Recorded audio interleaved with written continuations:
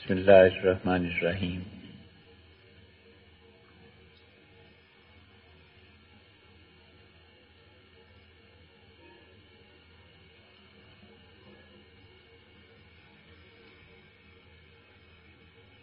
اللہ تعالی نے حضرت رسالت مآب صلی اللہ علیہ وسلم کی ہستی میں فرق رکھے تھے،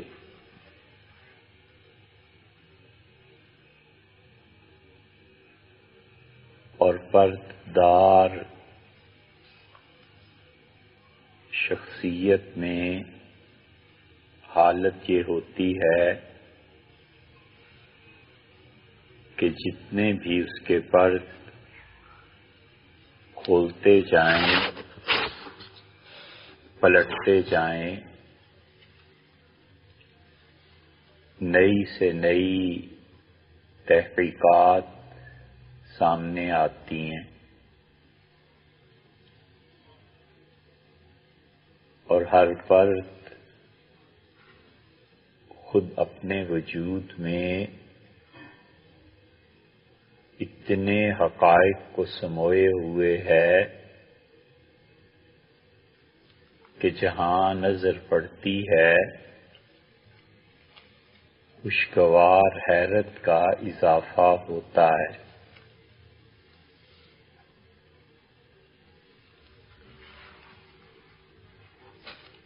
حضرت مجدد الفسانی سرہندی رحمۃ اللہ علیہ سے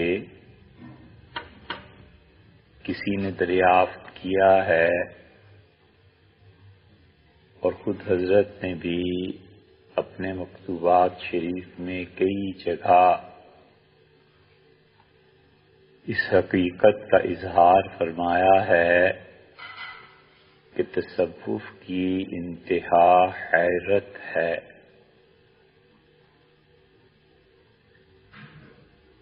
ایک ہی چیز ہے اور اس کی مختلف جہتیں ہیں، جس جہت پر جس کی نظر جاتی ہے وہ اس کی تعریف ویسے ہی کرتا ہے۔ تو حضرت کا یہ فرمانا کہ حیرت ہے، اصل حقیقت اس کی وہی ہے کہ انسان جب حقیقت محمدی علیہ السلام تک پہنچتا ہے یا حقیقت کعبہ تک پہنچتا ہے تو وہ پرد کھلتے چلے جاتے ہیں،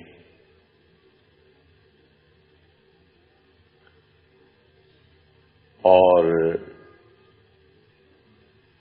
نبی کریم صلی اللہ علیہ وسلم میں ایک فرد اور ان کی شخصیت اور ہستی کا ایک پہلو یہ ہے کہ احکامات شریعت کے جو ان سے فقہا نے لیے، اور یہ بہت بڑی چیز ہے۔ شاید پچھلے ہفتے میں یہ ذکر ہوا تھا کہ دنیا میں جتنے بھی نظریات ہیں وہ دو طرح کے ہوتے ہیں۔ نظریے کی حقیقت، خود نظریہ پہلے وجود میں آئے، اس کا چاہے کوئی نام نہ ہو، یہ نظریہ اپنی تاثیر میں بھی بہت شدید ہوتا ہے، اس کی جڑیں بڑی گہری ہوتی ہیں، اور اس کے جو ثمرات ہوتے ہیں وہ صدیوں تک چلتے ہیں۔ نظریے کی ایک قسم یہ ہے کہ نام نہ ہو کوئی، اور وجود بھی اس کا خود ہی بنے گا، آہستہ آہستہ، اور پھر نسل در نسل چل کے پھر اس کا کوئی نام پڑے، پھر اس کے احکامات واضح ہوں، ایسے نظریات پوری دنیا کو اپنی لپیٹ میں لے لیتے ہیں، حتیٰ کہ آخرت بھی اسی کے ضمن میں آ جاتی ہے۔ اور یہ نظریے دو ہی ہوئے، ایک اسلام کہ حضرت رسالت مآب صلی اللہ علیہ وسلم نے جو کچھ فرما دیا وہ دین ہے، اللہ نے جو کچھ فرمایا وہ دین ہے۔ اب اس میں فرض کیا ہے، واجب کیا ہے، کس پہ کس وقت عمل کرنا ہے، رخصت کیا ہے، یہ سارے موضوعات بعد کے ہیں۔ دین اسٹیبلشڈ چیز تھی، ہوا اسٹیبلش، لیکن اس کے نام بعد میں پڑے، اسی لیے اس کی جڑیں بہت گہری، اور اس کے ثمرات، اس کے اثرات پوری دنیا پر پڑے، اور اس کے ثمرات صحابہ کرام رضی اللہ عنہم تھے، اور قیامت تک یہ جو ہر صدی میں مجدد اور مجدد کے علاوہ بھی مجتہد، یہ جو لوگ ہیں یہ بہت بڑا سرمایہ ہیں، اور یہ اسی دین کا اثر اور اس کا ثمرہ ہے جو ظاہر ہوتا ہے۔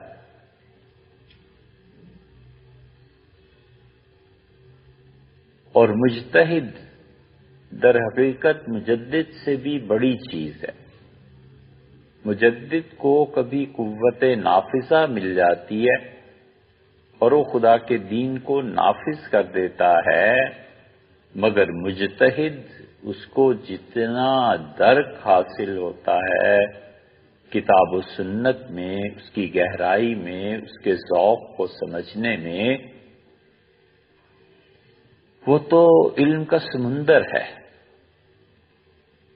اس لیے امام مالک، امام احمد ابن حنبل رحمۃ اللہ علیہ کو لوگوں نے مجدد نہیں لکھا، لیکن جو بھی ان صدیوں کے مجدد تھے یہ مجتہد ان سے بہت بڑے لوگ تھے۔ امام ابو حنیفہ رحمۃ اللہ علیہ کے متعلق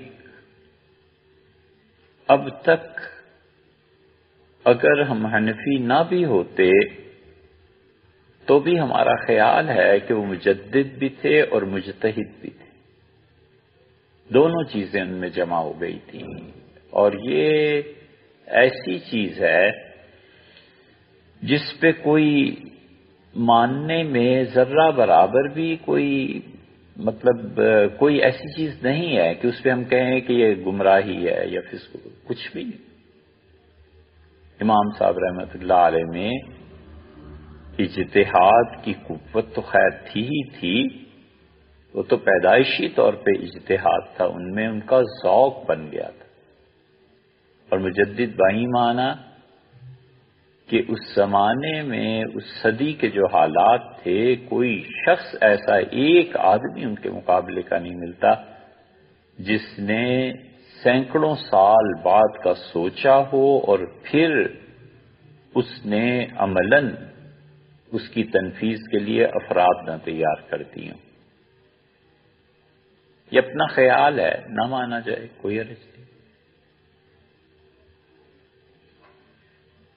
تو اس لیے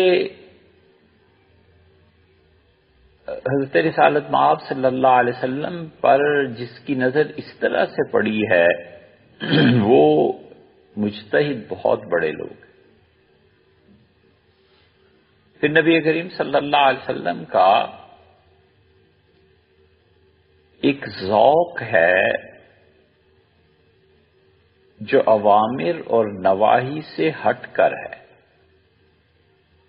اللہ تعالی نے اس کا حکم انہیں نہیں دیا تھا، لیکن ان کا ذوق ہے۔ اللہ تعالی نے کہیں انہیں یہ نہیں فرمایا تھا کہ ساری ساری رات کھڑے رہیے، قم اللیل الا قلیلا، آپ رات کو کھڑے ہو جائیے تھوڑی دیر کے لیے، اس کا نصف، اس کا چوتھائی۔ سورہ مزمل کی ابتدائی آیات میں ہے۔ اللہ تعالی نے انفاق کا جو حکم دیا تھا کہ خرچ کیجئے، یہ تھوڑا ہی کہا تھا کہ سب کچھ جو گھر میں ہے دے دیں اللہ کی راہ میں، یہ تھوڑا ہی کہا تھا کہ عصر کی نماز جلدی جلدی پڑھائی، گھر گئے، تشریف لائے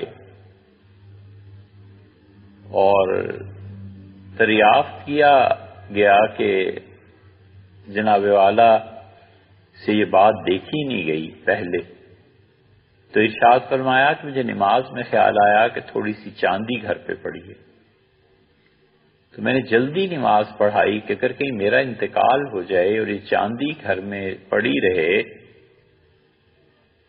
تو اللہ کو کیا جواب دینا ہے۔ سے عائشہ رضی اللہ عنہ کو ایک دن فرمایا، چاندی کچھ چیزیں پڑی ہوئی تھیں تو ہتھیلی پہ رکھا اسے، کچھ اس کے حصے کو، اور فرمایا کہ اللہ کو کیا جواب دینا ہے۔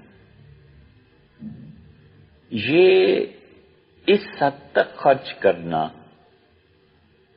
اس حد تک عبادت کرنا،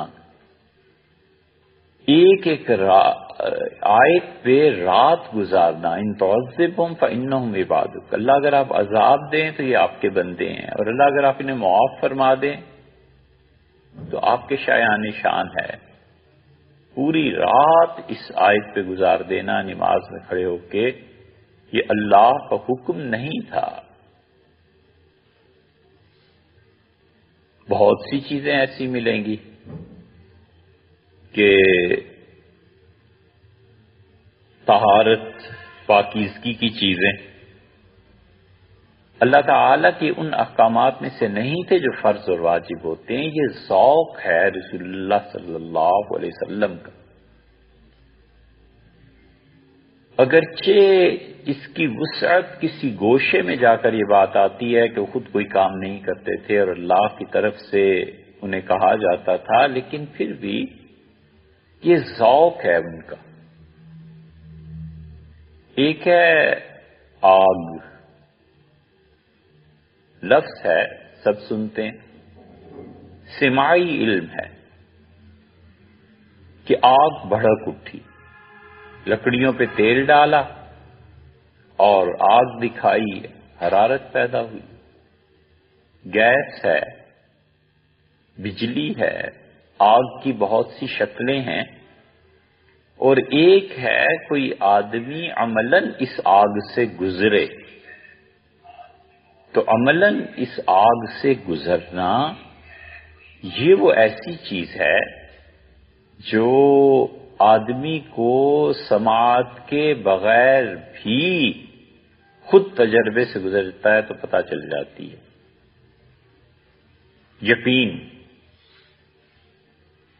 یقین کا ایسا درجہ کہ اس کے بعد وہ یقین زائل نہ ہو، یہ مطلوب ہے شریعت میں۔ حضرت رسالت مآب صلی اللہ علیہ وسلم دعا بھی فرماتے تھے کہ دین میں اتنی استقامت اور پختگی نصیب ہو جائے کہ اللہ اس کے بعد ارتداد نہ رہے۔ یہ ذوق کی باتیں جو رسول اللہ صلی اللہ علیہ وسلم کی تھیں، ان کی زندگی میں بہت جگہ پر نظر آتی ہیں۔ ذوق کی بات ہے۔ ایک آدمی کا ذوق ہے کہ وہ ٹھنڈی چیزیں پسند کرتا ہے۔ فرانس میں چلے جائیں آپ، پہلی مرتبہ تجربہ ہوا کہ انڈے ناشتے میں بالکل ٹھنڈے کھاتے ہیں، چائے ٹھنڈی کر کے پیتے ہیں۔ ذوق ہے قوم کا، ایک بن گیا۔ یہاں آ جائیں مشرق میں تو گرم چیزیں۔ اسی طرح حضرت رسالت مآب صلی اللہ علیہ وسلم کا ذوق حسن کا ذوق، چیزوں کو ترتیب دینے کا ذوق، ضروریات زندگی کو پورا رکھنے کا اہتمام اور ذوق، بے چینی ہے۔ فرمایا رات کو کھانا نہیں دودھ پینا ہوتا ہے، تو دودھ والا ابھی تک آیا نہیں۔ یہ چیزیں ملیں گی آپ کو حدیث کی کتابوں میں۔ جب آپ سیرت کا گہرائی سے مطالعہ کرتے ہیں تو یہ رسول اللہ صلی اللہ علیہ وسلم کا ذوق ہے۔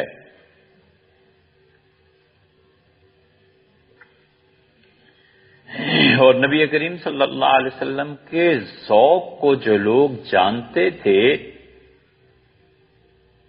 ان کا بڑا مقام تھا۔ اس ذوق کی کیفیت کا یہ حال تھا کہ ام المومنین حضرت عائشہ رضی اللہ عنہا اس مرتبے کو پہنچی، چاہے لوگ ام المومنین حضرت خدیجہ رضی اللہ عنہا کو افضل مانے، مگر جو محبت اور تعلق ہے یہاں پہنچ کے سمجھ میں آتا ہے کہ وہ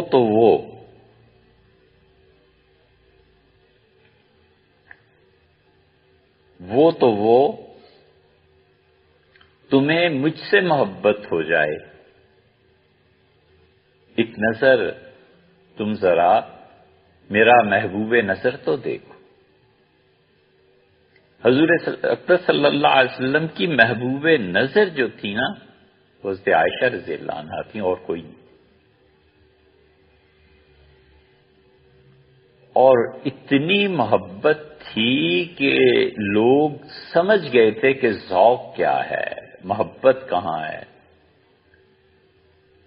تو وہ اس دن تحفے زیادہ بھیجتے تھے۔ جب رسول اللہ صلی اللہ علیہ وسلم ام المومنین حضرت عائشہ رضی اللہ عنہا کے گھر ہوتے تھے، حضرت عائشہ رضی اللہ عنہا کو لوگ زیادہ تحفے بھیجتے تھے کہ جب وہ خوش ہوں گی تو رسول اللہ صلی اللہ علیہ وسلم خوش ہوں گے۔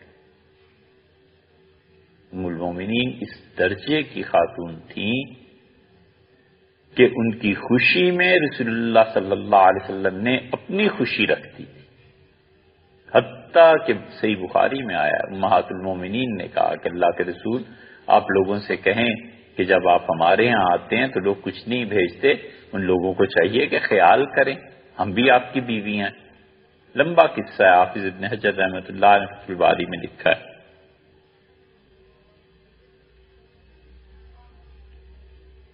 یہ سب ذوق ہے۔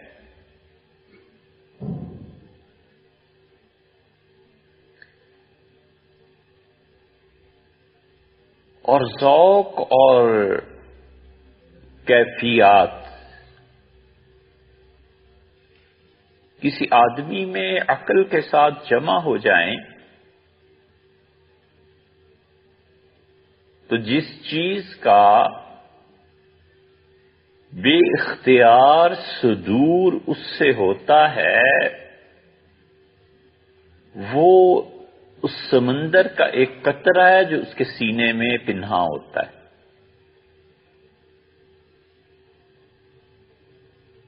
اصحاب ذوق جو ہوتے ہیں، جو کچھ ان سے ظاہر ہوتا ہے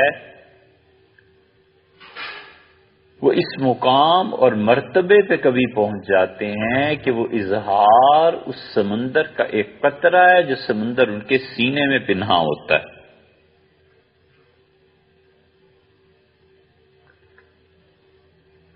بائیمانہ وہ حدیث آتی ہے کہ جو کچھ مجھے معلوم ہے اگر میں تمہیں بتا دوں تو تم جنگلوں کی طرف بھاگ جاؤ، اپنے بستر پہ سو نہ سکو۔ تو جو کچھ بتایا ہے وہ بھی اتنی عظیم چیز ہے، تو جو اصل ہے وہ کیا ہو؟ اسی طرح رسول اللہ صلی اللہ علیہ وسلم کی ہستی میں ایک پرت اور بھی ہے، نقل کرنا۔ حدثنی ربی، میرے پروردگار نے مجھ سے یہ کہا، میرے رب نے مجھ سے یہ کہا۔ اور اس سے مختلف الفاظ سے تعبیر فرماتے تھے کہ میرے دل میں یہ ڈالا، جبریل نے مجھ سے یہ کہا، میرے دل میں یہ بات ڈالی گئی کہ آدمی کو اس وقت تک موت نہیں آتی جب تک کہ وہ اپنا رزق پورا نہ کر لے۔ میرے دل میں یہ بات ڈالی گئی، بہت جگہ آیا یہ محدثین نے ذوق لیا ہے کہ رسول اللہ صلی اللہ علیہ وسلم کی باتیں وہ نقل کرتے ہیں۔ بڑا مقام ہے ان لوگوں کا۔ حضور اقدس صلی اللہ علیہ وسلم نے فرمایا، نضر اللہ ان کے چہروں کو خوش و خرم رکھے، سرسبز و شاداب رہیں، تازہ رہیں، جنہوں نے میری باتوں کو سنا اور پھر یاد رکھا اور پھر ایسے ہی ادا کیا جیسے کہ میں نے کہا تھا۔ یہ دعا دی ہے ان لوگوں کے لیے، محدثین کے لیے۔ نبی کریم صلی اللہ علیہ وسلم کا ایک تیسرا ذوق بھی ہے، اور وہ ذوق ہے عبادت کا۔ یہ عبادت کا ذوق کس نے دیا ہے؟ یہ جتنے بھی لوگ سیرت طیبہ اور ان چیزوں پہ کتابیں لکھتے ہیں اور جو کچھ بھی تحقیقات سامنے آتی ہیں، کوئی ان سے پوچھے کہ عبادت کا ذوق حضرت رسالت پناہ صلی اللہ علیہ وسلم کا تھا یا نہیں تھا، ان احادیث کو یاد کر لیجئے جو ابھی ابتدا میں عرض کی کہ رات رات بھر عبادت کرنا۔ ایک جگہ آتا ہے کہ مغرب سے لے کے عشاء تک نوافل پڑھنا، ایک مقام پہ آتا ہے کہ فرمایا ظہر کی نماز کے بعد، ترمذی میں آتا ہے کہ کوئی 2 سنتوں کے بعد 2 نفل پڑھ لے تو اللہ اسے جنت میں ایک گھر دے گا۔ زوال ہوتے ہی سورج کے طویل رکعتیں پڑھنا، یہ سیدنا عمر رضی اللہ عنہ نے لی تھی بات، غالباً ان کا سیدنا عمر رضی اللہ عنہ کا اور کوئی شریک نہیں ہے اس میں کہ جو ہی زوال ہوتا تھا سیدنا عمر رضی اللہ عنہ کھڑے ہو جاتے تھے، بہت طویل 4 رکعتیں پڑھتے تھے اور کہتے تھے کہ یہ دن کا تہجد ہے۔ رسول اللہ صلی اللہ علیہ وسلم ایسے کرتے تھے۔ یہ فرض نمازوں کے علاوہ نفل نمازیں، چاشت کی نماز 8 رکعتیں پڑھی، صحابہ رضی اللہ عنہ کہتے ہیں فتح مکہ کے موقع پہ پڑھی تھی، بس شکرانے کے طور پہ۔ حضرت عائشہ رضی اللہ عنہ فرماتی ہیں نہیں ہمیشہ پڑھتے تھے، اور تم کہتے ہو شکرانے کی، وہ تو میرے ماں باپ زندہ ہو جائیں، قبر سے اٹھائیں اور مجھے روکیں تو میں نہ رکوں۔ یہ سب کیا ہے؟ یہ ذوق ہے رسول اللہ صلی اللہ علیہ وسلم کی عبادت کا، اور یہ عبادت کا ذوق رسول اللہ صلی اللہ علیہ وسلم کا بندگی کا ذوق، یہ ہے تصوف، بس اور کچھ بھی۔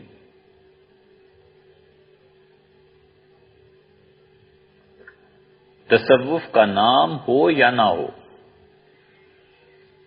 کسی بھی رنگ سے یہ عبادت کا ذوق اگر کسی آدمی میں پیدا ہو جائے تو وہ صوفی ہے، چاہے وہ تصوف کے نام سے چڑھے اور چاہے وہ تصوف کو نام نہ سن سکے، وہ صوفی ہے۔ نام سے کیا لینا اور کیا دینا؟ وہ جتنی بھی اس کی مخالفت کرے، ہمیں نام پہ اصرار ہی نہیں۔ ہم کہتے ہیں اللہ تعالی کی بندگی کا ذوق پیدا ہو جائے، اور جس شخص میں یہ ذوق پیدا ہو جاتا ہے 3 طرح کے آدمی بن جاتے ہیں، اور وہ تینوں در حقیقت صوفی ہوتے ہیں۔ اس لیے ہمارے ہاں جس طبقے کو اہل حدیث کہتے ہیں، ہم نے خود اپنی آنکھوں سے ایسے لوگ دیکھے جن میں خدا کی بندگی کا ذوق تھا۔ ان کے لیے ممکن نہیں تھا کہ وہ حضرت رسالت مآب صلی اللہ علیہ وسلم کا نام سنیں اور رو نہ دیں، اختیار ہی نہیں رہتا تھا۔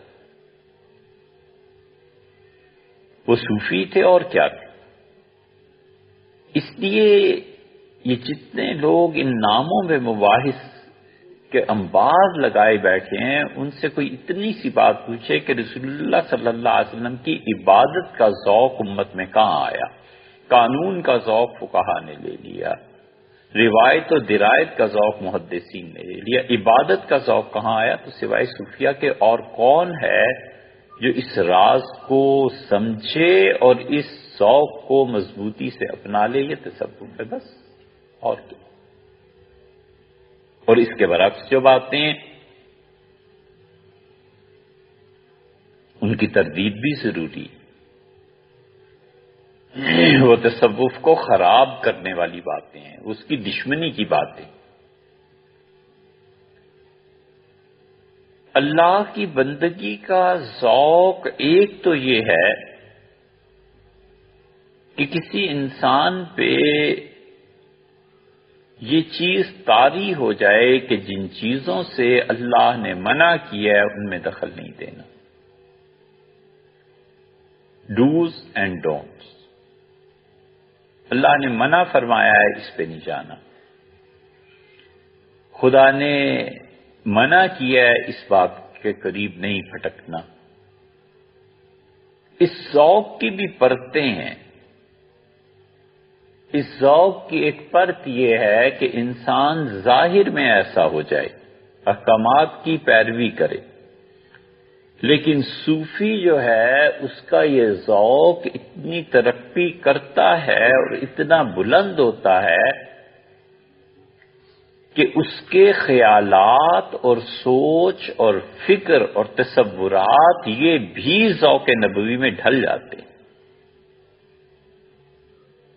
موقع اس بات کا ہے نہیں، لیکن کئی مرتبہ خیال آتا ہے کہ کبھی ہم قانونی ذوق کی بات کریں کہ قانون کیا چیز تھی، اور شاید کوئی اس پہ لکھے تو بہت اچھا لکھ سکتا ہے کہ نبی کریم صلی اللہ علیہ وسلم کا دماغ جو قانونی حیثیت رکھتا تھا، وہ ذوق جو قانون کا تھا، یہ قانون کا ذوق ان کا، یہ تین دماغ ایک ہی طرح سوچتے تھے. نبی کریم صلی اللہ علیہ وسلم، سیدنا عمر، امام ابو حنیفہ رحمۃ اللہ علیہ، یہ تینوں کی بات ایک ہی. ہم نے کئی مرتبہ کسی سوال پہ سوچا کہ اس کا جواب ڈھونڈتے ہیں، اگر نبی کریم صلی اللہ علیہ وسلم ہوتے تو کیا دیتے؟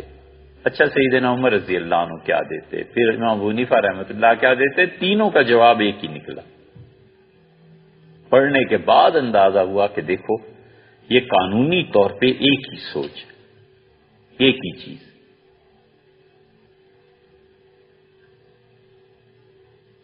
اسی طرح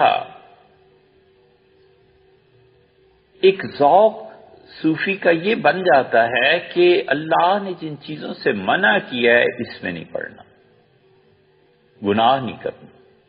بہت اچھا.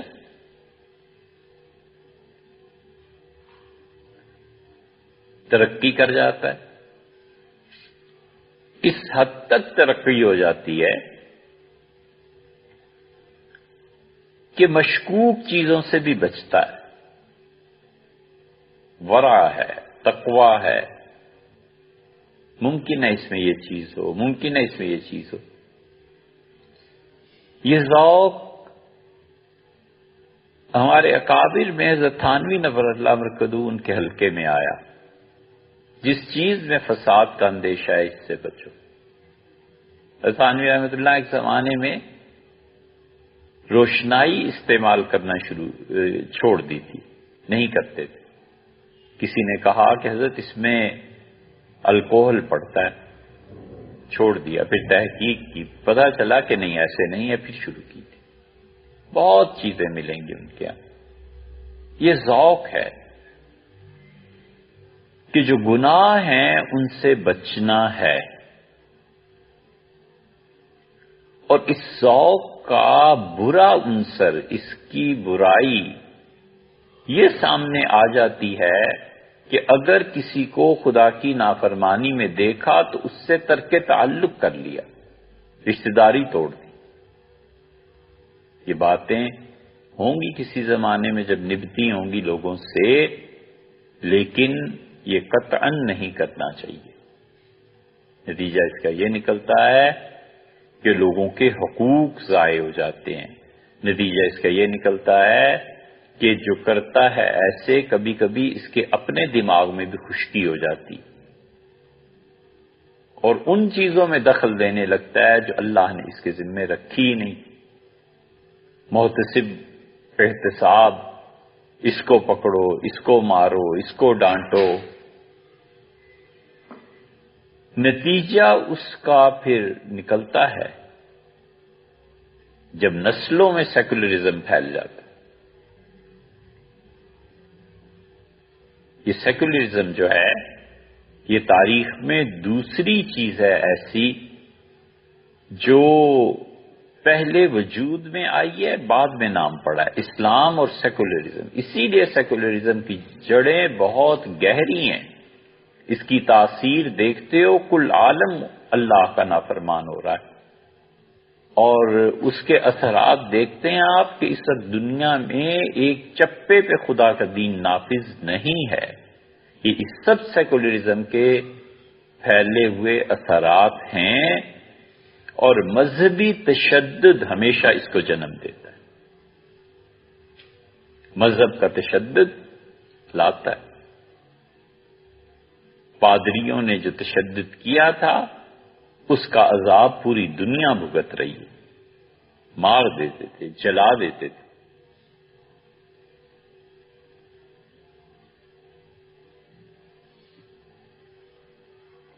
ہر چیز۔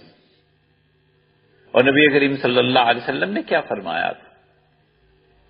حضور اقدس صلی اللہ علیہ وسلم کی سیاست پہ کسی نے نہیں لکھا، لکھا بھی ہے تو ایسے ہی، مزہ نہیں آیا۔ حضور اقدس صلی اللہ علیہ وسلم کی سیاسی پرت جو تھی نا یہ اور ہے، یہ چوتھی بات ہے۔ فقہا نے اپنی نظر سے، محدثین نے اپنی نظر سے، صوفیہ نے عبادت کا ذوق لے لیا۔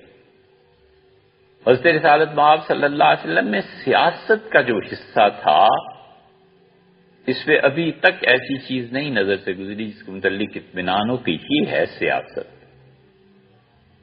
ایک مثال اس کی دیں، بڑی تفصیل سے بعض جگہ پہ عرض کیا ہے۔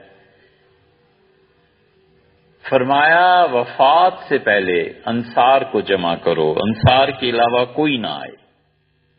انصار حاضر ہوئے، اہتمام سے فرمایا کہ اور کوئی نہیں آئے گا، صرف وہ آئیں گے جو مدینہ منورہ میں جنہوں نے نصرت کی ہے، وہی حاضر۔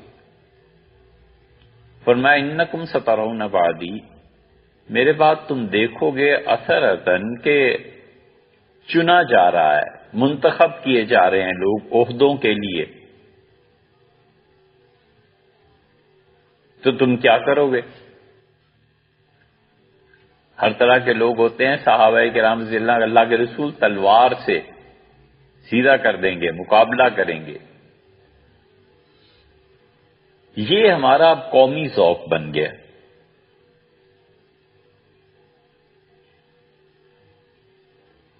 سیدنا علی رضی اللہ عنہ نے کیا خوب بات فرمائی تھی، اتبع کل ناعق، ہر وہ آدمی جو چیخ چیخ کے بولنا جانتا ہے نا اس کے پیچھے چل پڑتے ہو۔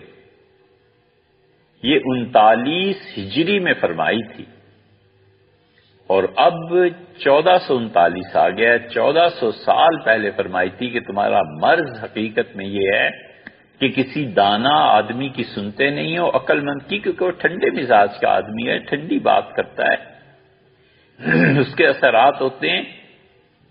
فرمایا ہر کوئی چرواہا، گلا پھاڑنے والا، چیخ چیخ کے بولنے والا، اس کے پیچھے چل پڑتے ہو، یہ تمہارا اصل مرد ہے۔ یہ اگلے سال مظاہرہ ہوگا اس کا، دیکھیے گا کس بھانت بھانت کی بولیاں، سیاستدان کیسے جھوٹے جھوٹے دعوے، کیا چیزیں۔ تو حضرت رسالت پناہ صلی اللہ علیہ وسلم ترونا، تم دیکھو گے میرے بعد کیا کرنا ہے۔ حقوق اور فرائض کی جنگ چھڑ جاتی۔ ساری خلافت راشدہ میں یہ بات آتی کہ یہ بنو امیہ کو عہدے کیوں دیے جا رہے ہیں، یہ تو کل مسلمان ہوئے، ہم تو پرانے ہیں، ہم تو نئے ہیں، یہ ہے وہ ہے۔ ایک حدیث نے سیاست میں انقلاب برپا کر دیا، بند باندھ دیا۔ رسول اللہ صلی اللہ علیہ وسلم نے فرمایا نہیں، جب تم دیکھو نا ایسے ہو رہا ہے اور عہدے تمہارے علاوہ کسی اور کو دیے جا رہے ہیں تو صبر کرنا حتیٰ تلقونی علی الحوض، جہاں تک کہ حوض کوثر پہ میرا تمہارا وعدہ ہے ملاقات کریں گے۔ اس صبر کا نتیجہ حوض کوثر پہ میری رفاقت ہے۔ دنیا کی بادشاہت قربان، جس کو رسول اللہ صلی اللہ علیہ وسلم کی رفاقت حوض کوثر پہ مل جائے، فرمایا نہیں صبر کرنا ہے۔ بند باندھ دیا۔ انصار کا یہ حال ہو گیا کہ سیدنا عمر رضی اللہ عنہ عہدے لے کر پیشکش کرنے گھر جاتے تھے، وہ کہتے تھے حضرت کوئی ضرورت نہیں ہے، نبی کریم صلی اللہ علیہ وسلم سے ملاقات ہوگی، ہو اس پہ یہ فرمایا تھا۔ یہ سیاسی پہلو ہے، لوگوں نے نہیں لکھا اس کو۔ تاریخ کا گہرا مطالعہ، تہذیب کی بنیادیں اور وہ اوامر و نواہی جو ثقافت کی وجہ سے پیدا ہوتے ہیں، ان چیزوں کو اگر پڑھا ہوا ہو تو پھر پتہ چلتا ہے حدیث میں کیا ہے۔ تو حضرت رسالت مآب صلی اللہ علیہ وسلم نے یہ جو عبادت کا ذوق تھا، بندگی کا، یہ بندگی کا ذوق کبھی ظاہر ہوتا ہے اور اس میں ذوق یہ ہے کہ فرمایا اللہ نرمی پہ وہ چیز دے دیتا ہے جو سختی پہ نہیں دیتا۔ خام خواہ سختی اپنے پہ، اولاد پہ، معاشرے پہ، یہ اللہ نے حکمرانوں کی ذمہ داری لگائی تھی کہ تم فَلْيُغَيِّرْهُ بِيَدِهِ، اپنے ہاتھ سے تبدیل کرو۔ عام مسلمان کہہ ہی سکتا ہے کہ یہ غلط کام ہے، نہ کرو، لیکن اب وہ اٹھ کے کھڑا ہو جائے کہ نہیں میں ہی حدود کو نافذ کروں گا، تو پھر ہوگا جو ہوگا۔ اس لیے یہ جو لوگ اس میں آگے بڑھ جاتے ہیں، اس کا نقصان بھی پھر یہ ہو جاتا ہے، اپنے رشتہ داروں سے قطع تعلق، اپنی اولاد سے قطع تعلق، اولاد کو وراثت سے محروم کر دینے کی وصیتیں، یہ سب اسی کا نتیجہ ہے، حد سے بڑھ جانے کا۔ حالانکہ جو معاملہ ممکن ہے نرمی سے حل ہو سکتا ہو، بے جا تشدد اور سختی، اور اللہ کے ہاں اجر مل جائے گا اس کا اچھی نیت ہونے پہ، اس سے تو کوئی اسے محروم نہیں کر سکتا۔ لیکن اس نے جو فساد پیدا کیا نا معاشرے میں، اس کا کون ذمہ دار ہوگا؟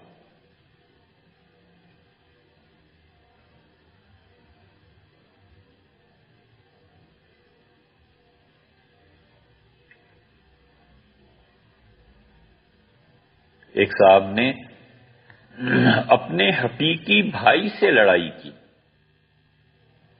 کہ والد نے جو گھر چھوڑا ہے، ہم وارث ہیں، 5 مرلے کا پلاٹ ہے۔ تو ہم نے آئے کوئی بات یہی کرنے، تو ہم نے کہا آخر مسئلہ کیا ہے؟ انہوں نے کہا اللہ نے پردے کا حکم دیا۔ ہم نے کہا اتنا پردہ کافی ہے کہ خواتین کا چہرہ کھلا رہے اور ڈھیلا ڈھالا لباس پہن کے گھر میں جیسے کام کرتی ہیں عورتیں کرتی رہے۔ کہا نہیں نہیں نہیں نہیں،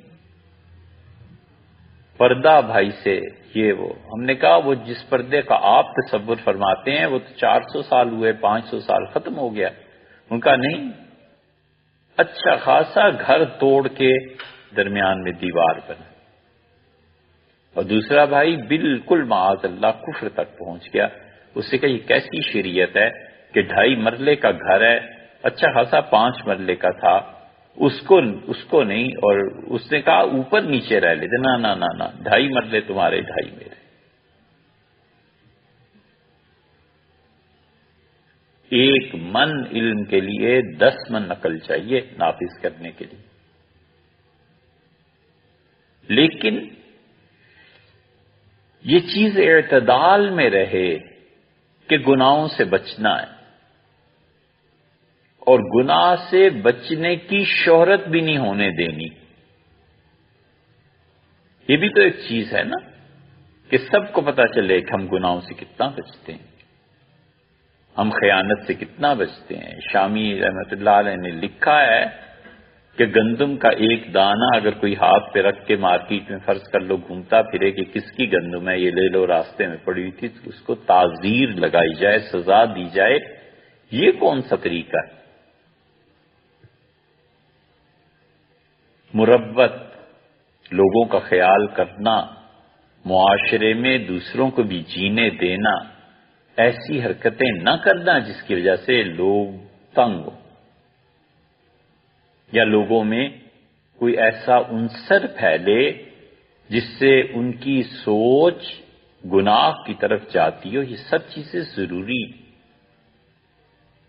فقہا نے لکھا ہے شادی ہوئی اور اگلے دن تولیہ کندھے پہ ڈال کر صبح صبح حمام غسل خانے کے لیے جا رہا ہے تو کہتے ہیں نہ کرے ایسے، کس طرف لوگوں کے ذہن کو لے جا رہا ہے۔ صوفیہ کے ہاں یہ ذوق عبادت کا اور نبی کریم صلی اللہ علیہ وسلم کے ساتھ تعلق کا جو رنگ چڑھتا ہے حقیقت میں وہ تصور تک کو بدل دیتا ہے۔ حضور صلی اللہ علیہ وسلم کی نسبت ایسی کچی نہیں ہے، تصور اور خیال تک بدل دیتا ہے۔ اتنی گہرائی کے ساتھ پیوستگی ان کے ذوق سے اتنی ہو جاتی ہے کہ ذہن بدل جاتا ہے۔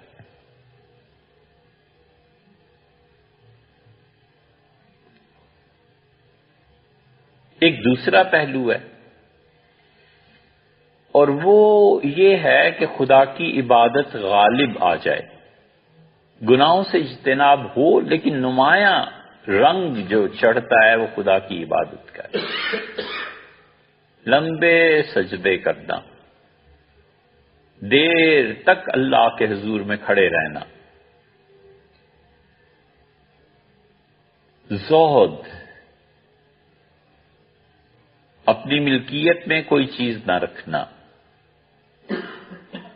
لوگوں کو خدا کی بندگی کی اس طرح سے دعوت دینا کہ نیکی کا غلبہ ہو، اچھائی کا غلبہ ہو، اپنے مخالفین کے ساتھ بھی نیکی کرتے رہنا اور لوگوں کو ہمیشہ اچھائی کی طرف تلقین بھی کرنا اور اچھائی پہ کاربند کرنا، یہ دوسرا ذوق ہے، یہ دوسرا پہلو ہے اس ہیرے کا کہ اس پہ جو چیز غالب آ جاتی ہے وہ خدا کی اطاعت ہے، بندگی ہے۔ بس نوافل پڑھنا کثرت سے، حضرت رسالت پناہ صلی اللہ علیہ وسلم کا یہ معمول تھا۔ ابھی آپ سے عرض کیا نا کہ طویل عبادت یہ غالب تھی، اتنی لمبی رکعتیں، ایک ایک رکعت میں 8 پارے 9 پارے کھڑے ہو کے پڑھ دینا، اور حتیٰ کہ تورمت قدم، حضور صلی اللہ علیہ وسلم کے پاؤں پہ ورم آ جاتا تھا۔ ذوق سماعی علم نہیں ہوتا،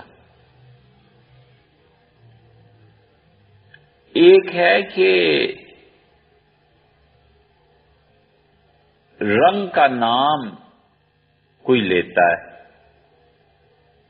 اور کہتا ہے کہ یہ جو کپڑے اس بیٹی نے پہنے ہیں اس کے ساتھ دوپٹہ چادر اس کا رنگ کاسنی ہوتا، اس کا رنگ سرخ ہوتا، گلابی ہوتا تو اچھا رہتا۔ ایک چیز یہ ہے، یہ سماعی علم ہے نا، سن لیا، نظر سے بات حاصل ہو گئی، تجربے نے مدد کی۔ ایک ہے عین وہ کپڑے کا ٹکڑا جو رنگ میں ڈبو کر نکال لیں، اس کپڑے پہ جو رنگ چڑھتا ہے، یہ ہے ذوق، کہ اس کپڑے کا ایک ایک تار، ایک ایک دھاگا اس کو سمو لیتا ہے اپنے اندر۔ یہ اللہ کی صفات میں بھی ہوتا ہے۔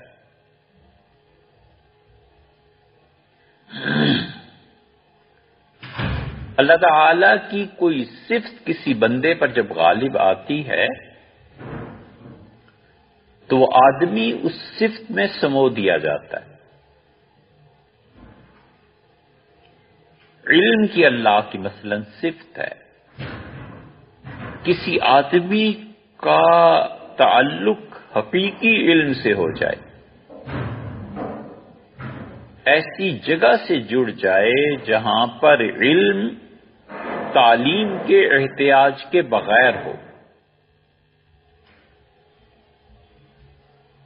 کوئی اسے سکھانے والا نہ ہو، کہیں سے اس نے پڑھا ہوا نہ ہو، یا یہ کہ پڑھا ہوا ہے لیکن ایک درجہ ایسا آ جاتا ہے جب وہ خود علم دیتا ہے۔ یہ ہو نہیں سکتا کبھی بھی، بس ایک ہی مرکز ہوتا ہے اور وہ اللہ کی صفت علم ہے۔ اللہ کی صفت علم جب کسی انسان کا تعلق اس سے جڑ جاتا ہے تو وہ علم ذرائع کا محتاج نہیں رہتا۔ علم ذریعے سے آتا ہے نا، علم خبر سے آ جاتا ہے، خبر دی کہ آج بارش ہو رہی فلاں جگہ، تو علم خبر سے آ گیا، وہ خبر فرد نے دے دی۔ اب زمانہ بدل گیا ہے تو وہ خبر میڈیا نے دے دی، اور کبھی اپنے تجربے سے پتہ چل جاتا ہے، تجربہ ہو جاتا ہے کہ جو ہوا میں خوشبو ہے، یہ کہیں بارش ہوئی ہے تو مٹی ہے، وہ اس سے آ رہی ہے خوشبو۔ کبھی علم حافظہ بتا دیتا ہے، بھول جاتا ہے آدمی، پھر 10 سال بعد ایک بات یاد آ جاتی ہے، تو حافظہ انسان کے اصل میں تو وہ ٹرک ہے، وہ بس ہے، وہ ایک برتن ہے جس میں معلومات جمع ہے ساری، اب جس کے پاس جتنی بھی ہوں۔ ایک ہے اس سے بھی بڑھ کے چیز جو کتابوں میں بھی نہ ملے، وہ جس شخص کے ساتھ ہوتی ہے ایسی چیز، وہ اس کا رابطہ، اس کا تعلق حق تعالی شانہ کی صفت علم سے جڑ جاتا ہے۔ معلوم نہیں یہ روایت کس درجے کی ہوگی، مگر ہم نے اساتذہ سے سنا تھا، وہ کہتے تھے کہ پیر میر علی شاہ صاحب رحمۃ اللہ علیہ سے کسی نے پوچھا عثمان قاسم نانوتوی رحمۃ اللہ علیہ کے متعلق کہ وہ کیسے تھے، کیونکہ یہ سارے معاصرین تھے نا، اور سارے ہی حاجی امداد اللہ صاحب مہاجر مکی رحمۃ اللہ علیہ کے خلفاء میں سے تھے، تو انہوں نے کہا اللہ کی صفت علم کا مظہر تھے، یا یہ فرمایا کہ مظہر اتم تھے، کہ یہی چیز کہ اللہ کی صفت علم سے جو آدمی جڑ جاتا ہے، پھر اس پہ جو انکشافات ہوتے ہیں وہ کوئی معمولی چیز نہیں ہوتی۔ مسئلہ یہ ہے کہ پھر اس کی خبر نہیں آتی۔ تو اس لیے خدا کی بندگی کا دوسرا پہلو یہ ہے کہ کسی انسان پہ گناہ سے بچنے سے زیادہ غلبہ ہو جائے کہ وہ خدا کی عبادت میں منہمک رہے، اور عبادت کرتا رہے۔ یہ ہمارے اکابر میں حضرت مدنی رحمۃ اللہ علیہ کا حصہ تھا، بہت عبادت کرتے تھے، بہت نماز، بہت زیادہ خدا کے ساتھ تعلق بہت۔ اب ان کے مکتوبات پڑھیں 4 جلدوں میں، ہم نے بعض کتابیں کئی مرتبہ پڑھی ہیں، ان میں سے ایک یہ بھی ہے، 3 مرتبہ پڑھا ان کے مکتوبات، اندازہ ہوا کہ تعلق مع اللہ میں ان کی کیا کیفیت تھی، اور جن لوگوں کو انہوں نے خلافت دی تھی ان پہ تو اثر آنا ہی تھا۔ اللہ کے ساتھ تعلق میں عبادت کا اثر بہت زیادہ ہے، برس تک راتوں کو نہ سونا اور خدا کی یاد میں رہنا بہت بڑی بات، بہت بڑی بات ہے. ایک رات آدمی نہیں جگ سکتا، اور ایسے لوگ جن کی زندگی کے آخری 10 سال ساری رات خدا کی عبادت میں گزری، ان کا مقابلہ کون کر سکتا ہے؟ وہ بھی انسان ہی تھے، بشر ہی تھے، لیکن اللہ کے ساتھ تعلق کا اتنا غلبہ ہو گیا تھا کہ نیند تھوڑی اور خدا کے ساتھ تعلق کی وجہ سے عبادت زیادہ، یہ ان کا ذوق تھا. اور یہ صحابہ کرام رضی اللہ عنہ میں بھی بہت سے لوگوں کا ذوق بس عبادت کا تھا. عبداللہ ابن عمر رضی اللہ عنہما ہیں، یہ عبادت ہی کا تو ذوق ہے سارا. ابن مسعود رضی اللہ عنہ میں عبادت کا ذوق زیادہ تھا. روزے رکھنے شروع کیے، پھر روزے چھوڑ دیے. فرمایا روزہ رکھتا ہوں تو پھر نماز پڑھنا دشوار ہو جاتی ہے، کمزور ہو جاتا ہوں، تو نماز پڑھتے رہے. ابو الدرداء رضی اللہ عنہ بہت عبادت کرتے تھے. اور یہ تابعین، تبع تابعین سب میں 200 نفل روز پڑھ لینا، 400 نفل روز پڑھ لینا، 1000 نفل روز پڑھ لینا، یہ اتنے بے سوادے جو اب ہیں امت میں، یہ امت نہیں تھی، کبھی بھی نہیں تھی. فرض نماز نہیں پڑھی جاتی تو نفل تو کبھی سنے ہی نہیں نا. پہلے کبھی سنتے تو تھے نا کہ نفل کوئی پڑھتا تھا، اب تو سننے میں بھی نہیں آتا کہ کوئی نفل پڑھتا ہے. وہ فرض نماز تو ایک طرف رہی، اس کے علاوہ 200 نفل روز پڑھ لیتے تھے، 300 نفل، 400 نفل. یہ کیا تھا؟ یہ عبادت کا لوگ. یہاں وہ یوسف رحمت اللہ علیہ اتنے بڑے قاضی، چیف جسٹس، اور اس کے باوجود 200 نفل روز پڑھ لیتے.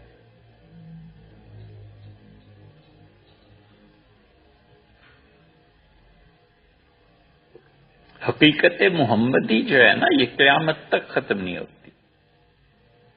حضور اقدس صلی اللہ علیہ وسلم ان میں ہر اعتبار سے کوئی مثال نہیں ہے کہ آدمی ان کی وسعت کی مثال دے کہ وہ کہاں کہاں کس رنگ اور نسبت سے ظہور ہوتا ہے اس کا. اب تک حضور اقدس صلی اللہ علیہ وسلم کے معجزات سامنے آتے ہیں، اب تک.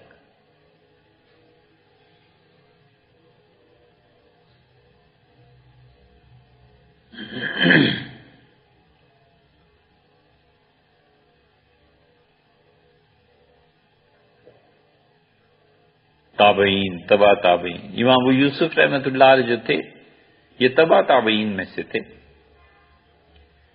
ان کے دادا حضرت رسالت مآب صلی اللہ علیہ وسلم کی خدمت میں حاضر ہوئے، بچے تھے، اور انہوں نے احد میں کہا کہ میں حاضر ہوا ہوں جہاد میں لڑنے کے لیے. تو رسول اللہ صلی اللہ علیہ وسلم مسکرائے اس جہاد کے شوق پہ، اور ان کے دادا کے سر پہ اپنا ہاتھ رکھا، دست مبارک. امام ابو یوسف رحمت اللہ علیہ 150 سال کے بعد کہتے تھے کہ حضور صلی اللہ علیہ وسلم کے ہاتھ کی برکتیں مجھے اپنے وجود میں اب بھی محسوس ہوتی. یہ ایسے ہی نہیں ہے. وہ 150 سال کے بعد بھی کسی آدمی کو کسی چیز کا احساس ہوتا ہے تو 200 نفل جو پڑھتے ہیں تو یہ احساس، یہ ذوق، وہ برکتیں جو آئی ہیں، وہ برکتیں کہاں کسی کو نصیب ہوگی. سیدنا علی رضی اللہ عنہ کو جو اتنے سخت حالات کا سامنا کرنا پڑا نا کہ ان پہ کفر کا، خلفائے راشدین میں حضرت عثمان رضی اللہ عنہ پہ بھی تہمت لگی تھی کفر کی، مگر وہ ایسے ہی تھی. باقاعدہ خم ٹھونک کے مقابلہ جنہوں نے کیا ہے سیدنا علی رضی اللہ عنہ کا، اور انہیں کافر قرار دے کے ان کے خلاف جہاد کو، شرعی جہاد اور فتوے اور یہ سب کرتوت جو کیے ہیں. یہ کچھ لڑکے تھے، نیا نیا دین کا شوق تھا.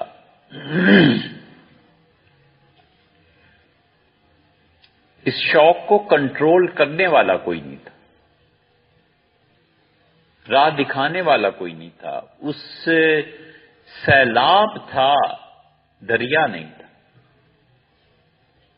سیلاب آج آیا کل اتر گیا، اور دریا صدیوں چلتے، کنارے اور بند باندھنے والا کوئی نہیں تھا، اور جو بند باندھتا تھا وہ کافر قرار پاتا تھا۔ حضور صلی اللہ علیہ وسلم نے سیدنا علی رضی اللہ عنہ سے کہا تھا کہ علی، جس طرح قرآن کے نازل ہونے پہ مجھے کافروں کا مقابلہ کرنا پڑا ہے نا، ایک وقت آئے گا تمہیں قرآن کی تشریح کرنے میں لوگوں سے مقابلہ کرنا پڑے گا۔ سر پھرے لڑکے، یہ بخار چڑھتا ہے۔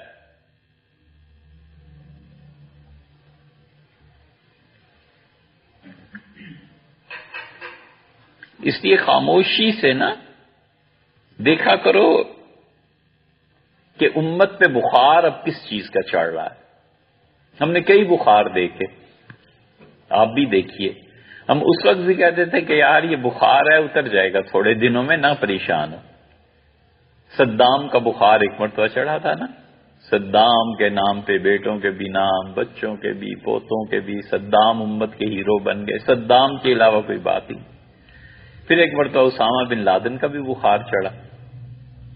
یہ ایسے ہی ہوتا ہے۔ پھر ایک وقت ایسا بھی آیا کہ صحابہ کرام رضی اللہ عنہم، ان کی محبت میں کسی کو کافر قرار دے کے قتل کرنے کا بھی بخار چڑھا۔ اب کہاں گیا اب یہ بھیا؟ یہ بخار چڑھتے رہتے، انسانیت کا بخار کبھی چڑھ جاتا ہے۔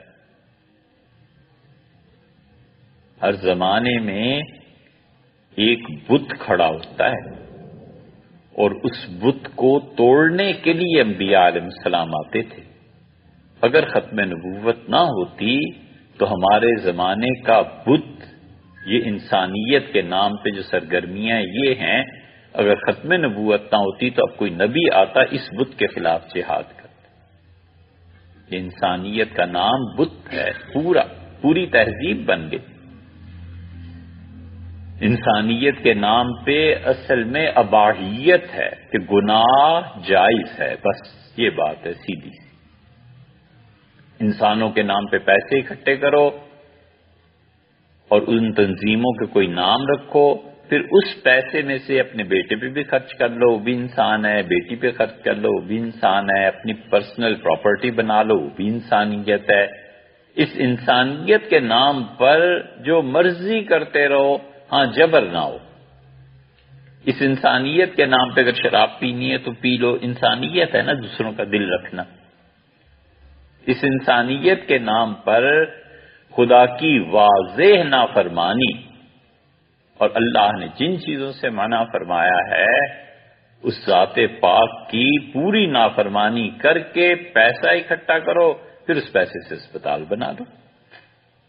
یہ انسانیت ہی تو ہے ساری۔ اللہ کو جواب تھوڑی ہی دینا ہے کہ ہم کیا کرتوت کرتے رہے۔ یہ انسانیت کا بت ہے۔ اس لیے بھیا یہ بخار چڑھتے رہتے ہیں۔ وہ بخار ایک چڑھ گیا انہیں بھی، انہوں نے کہا روح الی الجنہ، جنت کی طرف چلو۔ جنت اس وقت خدا کی خوشی، اور جنت مولا علی رضی اللہ عنہ کو قتل کرنا ہے، علی کے خون میں ہے، علی کو جو مانتے ہیں ان کے خون میں۔ سیدنا علی رضی اللہ عنہ سے خم ٹھونک کے لڑے، کافر قرار دے کے انہیں لڑے، معاذ اللہ، استغفر اللہ۔ یہ خارجی تھے سارے، یہ خارجی جو تھے نا، انہوں نے یہ کرتوت کیے۔ تو یہ اللہ کی اطاعت، نفل، خرچ، اگر کوئی اس جذبے کی کنار بندی کرنے والا نہ ہو اور یہ سمجھانے والا نہ ہو کہ بس اتنی چیز ٹھیک ہے، اس کے بعد غلط ہے۔ آپ دیکھتے نہیں صحابہ کرام رضی اللہ عنہ کے زمانے میں حضور صلی اللہ علیہ وسلم بھی زندہ ہیں اور ایسے لوگ بھی پیدا ہو گئے تھے جو پازیٹیو سائڈ کے تھے۔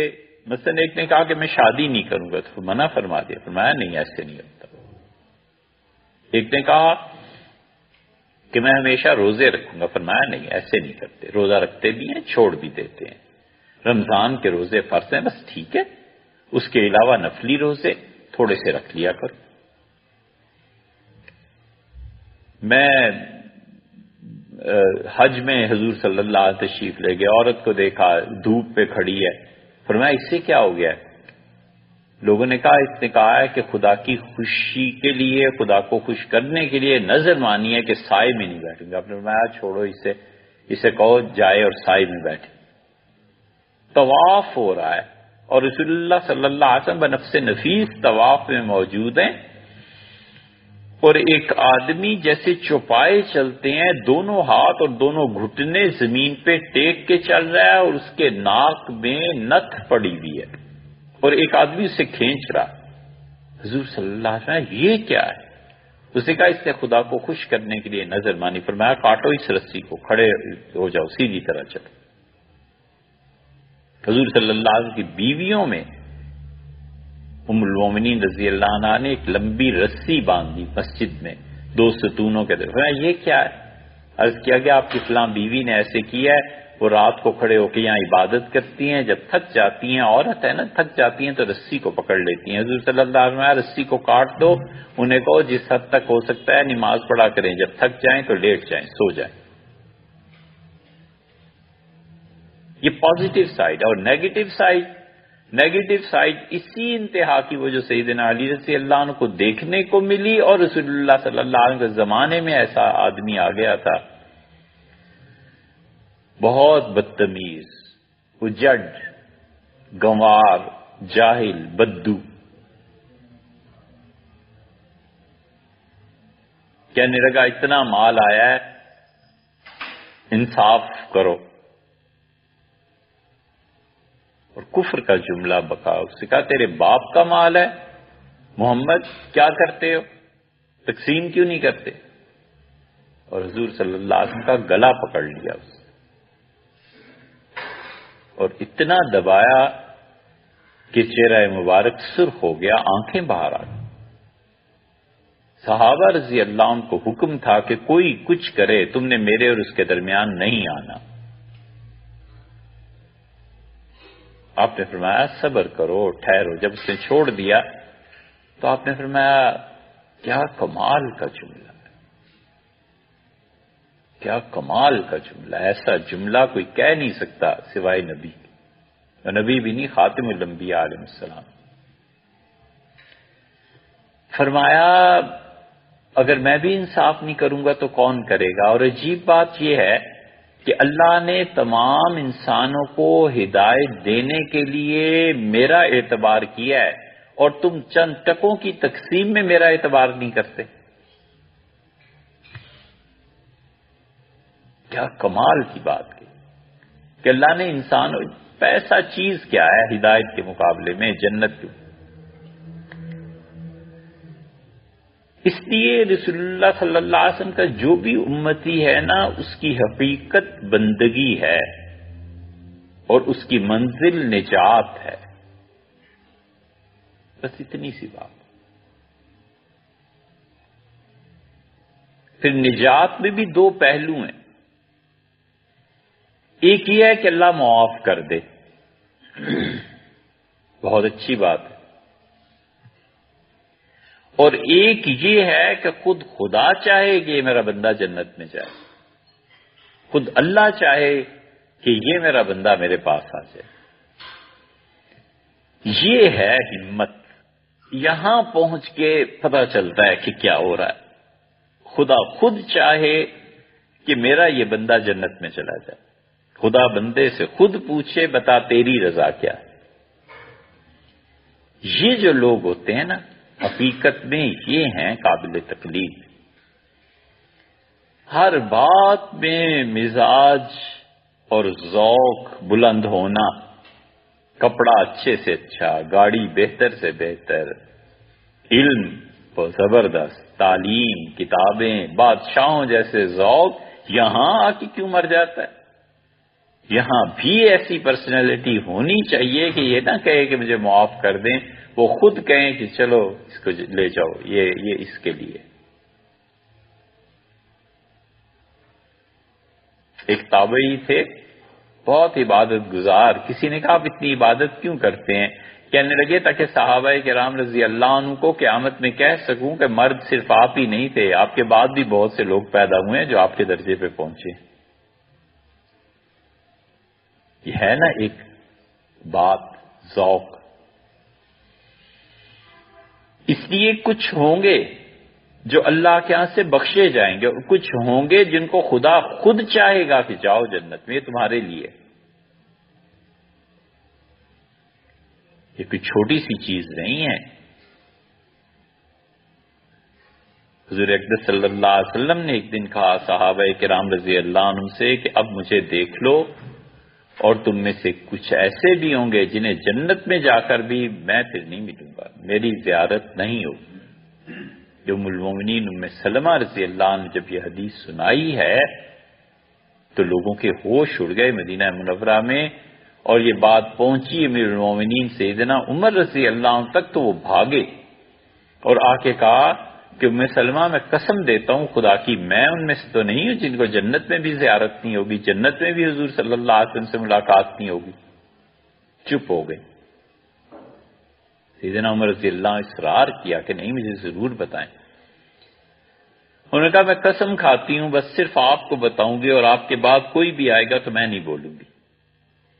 اور عمر آپ ان میں سے نہیں ہیں، یعنی جنت میں آپ کو حضور صلی اللہ علیہ وسلم کی رفاقت کا شرف نصیب ہوگا.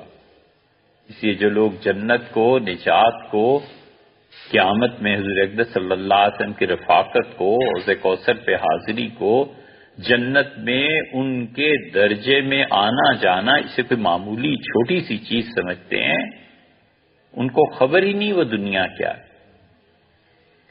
ان کو پتہ ہی نہیں ہے کہ مراتب کیا ہوتے، درجات ہیں لوگوں کے. ابن قیم فنا تھے ہمارے شیخ ابن تیمیہ رحمۃ اللہ علیہ میں، اور شیخ الاسلام ابن تیمیہ رحمۃ اللہ علیہ کی شخصیت میں اتنے فنا تھے کہ ابن قیم کی سوانح بڑی مشکل سے ملتی ہے، چند چیزیں ملتی ہیں، پتہ ہی نہیں چلتا یہ آدمی رہا کہاں.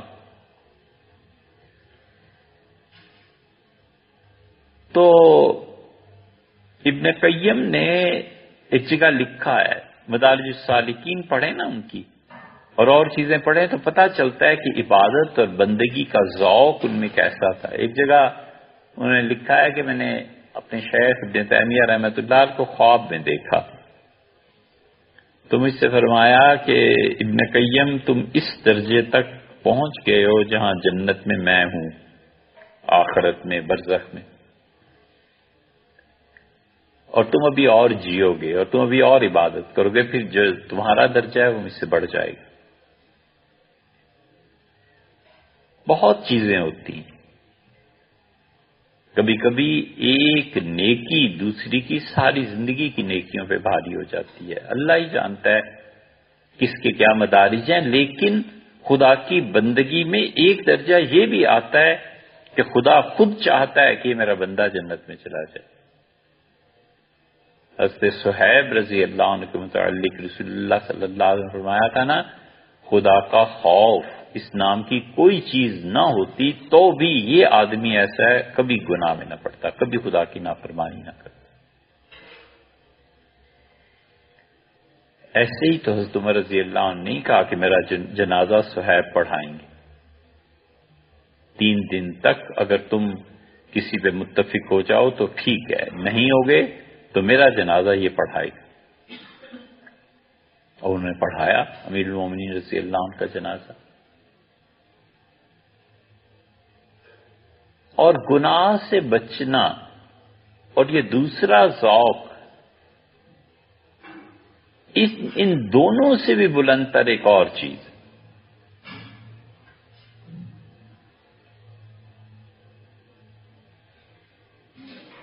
ان دونوں سے بلند تر جو چیز ہے نا وہ ہے حقیقت میں تصوف ہے یہ بھی، لیکن تصوف کا اس تیسری چیز سے بلند تر چیز ہمیں نہیں معلوم.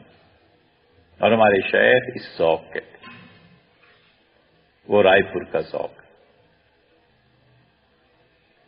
رائے پور کے جو لوگ تھے نا، جو اس حلقے میں تھے، ہم نے تو ظاہر ہے کہ بہت قریب سے دیکھا، برسوں. یہ جو ان کا ذوق ہے نا کہ گناہ سے بچو، نیکی کرو اور اس کے بعد اپنے آپ کو مٹا دو، بس ختم. یہ ہے وہ معدومیت، اپنے آپ کو مٹانا، اپنے وجود کی نفی، میں کی نفی.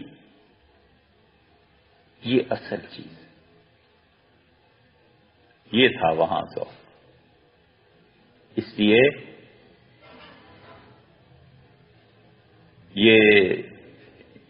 یہ جو حضرات ہیں نا رائے پور کے، انہیں کہیں تم بندہ تھوڑا سا بھی واقف ہو تو ایسے ہی احساس ہوتا ہے کہ اس کا تعلق اس حلقے سے ہو.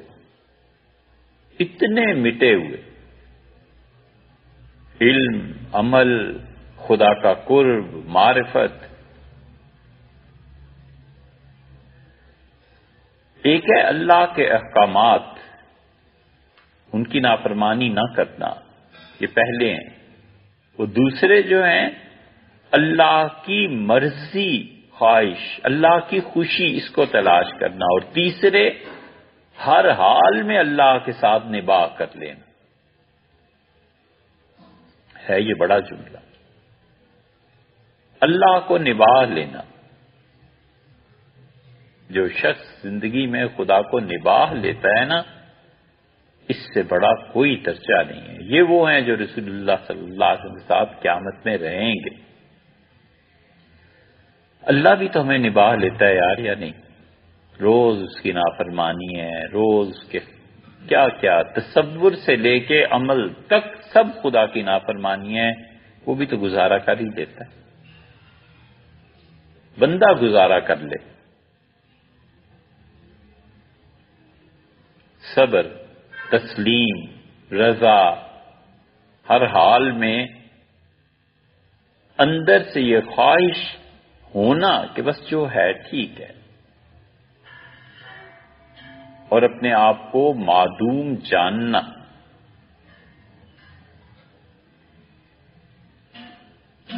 اورنگزیب عالمگیر رحمت اللہ علیہ جو تھے نا،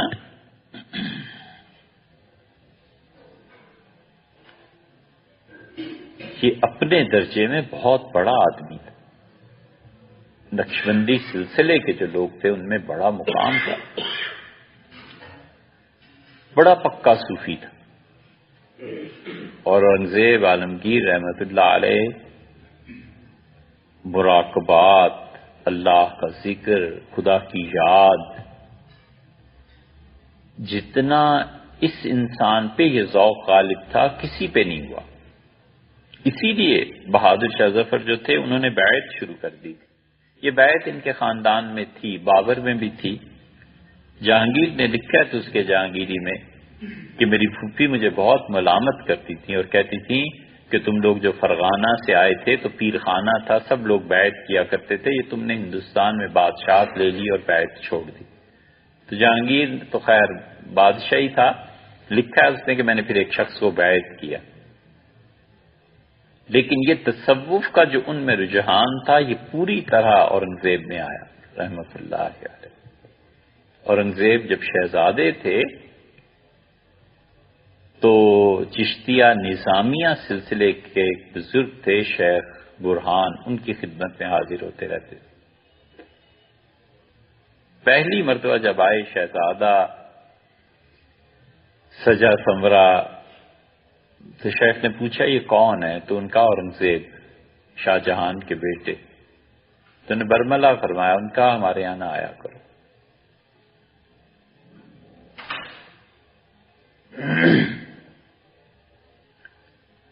اور نکال دیا. انہوں نے کہا نہ، ہم اپنی جگہ اچھے، تم اپنی جگہ اچھے. تو اورنگزیب چلے گئے. دوبارہ آئے اور بہت سادگی میں منہ چھپا کر پیچھے بیٹھ گئے. تو اس دن شیخ کچھ ہوگا، کوئی مٹھائی کوئی چیز تقسیم کر رہے تھے. جب اس کو دیکھا تو ہاتھ کھینچ لیا اور فرمایا میرا گھر اگر اتنے ہی پسند آ گیا ہے تو پھر میں چھوڑ کے چلا جاتا ہوں، آپ لے لیں اسے. اورنگزیب بڑے شرمندہ ہوئے. کہ تیسری مرتبہ آئے، جب وہ نماز کے لیے جا رہے تھے تو راستے میں کھڑے ہو گئے، دیکھتے رہے، ملے۔ میں کہا تم چاہتے کیا ہو؟ میں نے تمہیں منع کیا ہے کہ نہ آیا کرو، ہمارا کوئی تعلق نہیں تم لوگوں کی حکومت سے۔ اس کا حضرت دعا کر دیں اگر حکومت مجھے مل جائے تو میں عدل کو قائم کروں۔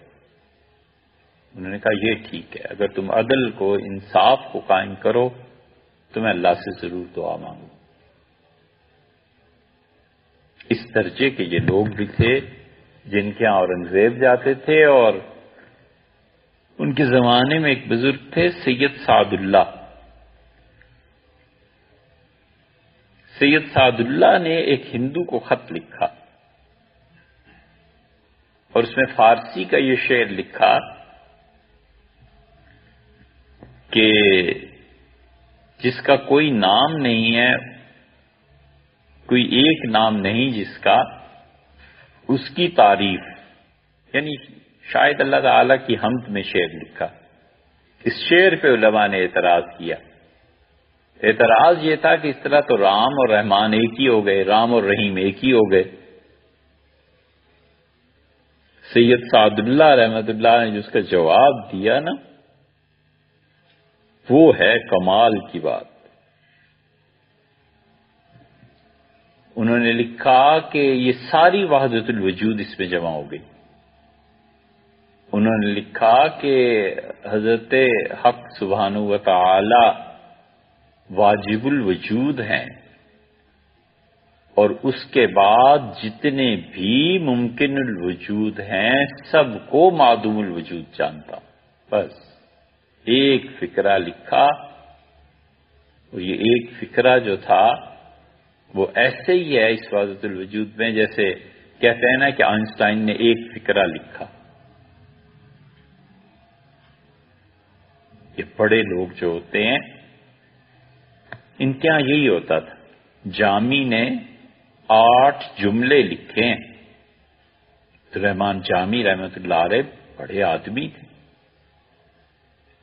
جامی کی بڑی گرفت تھی۔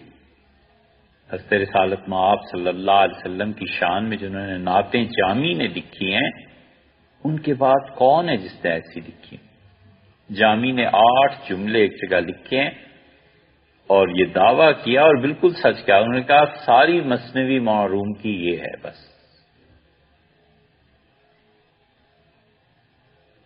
اورنگزیب رحمت اللہ علیہ 4 زبانیں بلا تکلف بولتے تھے، ترکی، عربی، فارسی،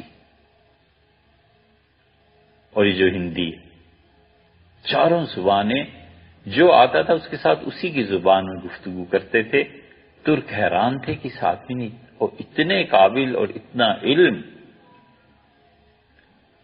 ایک جگہ خواجہ معصوم صاحب رحمت اللہ علیہ کو سرہند خط لکھا ہے کہ حضرت یہ مراقبہ کر رہا ہوں، یہاں تک پہنچا۔ اس لیے وہ جو سید سعد اللہ نے لکھا نا کہ ہر ممکن الوجود معدوم الوجود ہے، اصل کمال یہ ہے کہ آدمی محض اللہ کا حوالہ بن جائے بس۔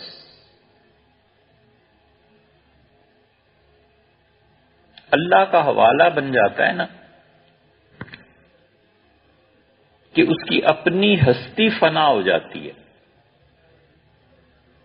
وہ دنیا میں اگر یاد رکھا جاتا ہے تو اللہ ہی کے حوالے سے، وہ مرتا ہے تو بھی اللہ ہی کے حوالے سے۔ حضور صلی اللہ علیہ وسلم نے بھی یہ فرمایا۔ پوچھا گیا تھا سب سے اچھے لوگ، تو آپ نے فرمایا اذا رأوا ذکر اللہ، جب تم انہیں دیکھو تو اللہ یاد آ جائے۔ وکی غالباً لکھتے ہیں، کہتے ہیں مجھے بڑا شوق تھا سیدنا علی رضی اللہ عنہ کو دیکھنے کا، تو جب میری پہلی نظر سیدنا علی رضی اللہ عنہ کے چہرے پہ پڑی تو میں رو پڑا۔ مجھے خیال آیا کہ یہ ہے وہ شخص، یہ وہ لوگ ہیں جنہیں دیکھ کر اللہ یاد آتا۔